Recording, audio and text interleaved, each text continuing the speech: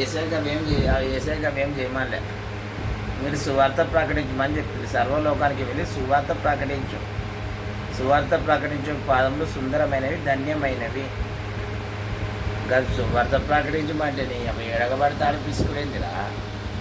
ఏడబడితే ఆడిపిసుకుంటావు. నువ్వు పాస్టర్ వద్ద అయ్యాను కదా, వారి నాకు అర్థమవుతలేదు.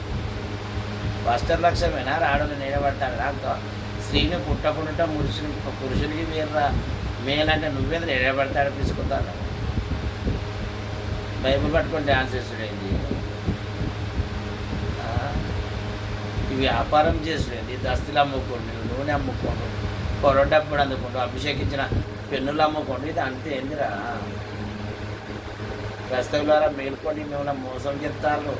మీరు మోసపోతారు, మీరు క్రైస్తవులు అనుకుంటారు. కానీ వాడు ఒక దురాత్మను అనుసరించిన వారు కూడా దురాత్మలే. సాతాను బిడ్డ ముడుతుంది కదా, సాతాను పరిస్థితులు ఉంటాడు. మరి సాతాను మరి వీళ్ళు అనుసరిస్తే మీరు కూడా సాతాను జాబితాలు ఉంటారు. కాబట్టి ఇకనన్నా మేలుకోండి, బైబుల్ చదవండి, కళ్ళు తెరవండి. యేసు నేనే మార్గం సత్య జీవం అన్నాడు. యేసు ఏ సత్య మార్గం తెచ్చినా అదే సత్య మార్గం నడిచి పరలోక రాజ్యాన్ని చేరుకోండి. ఆమేన్.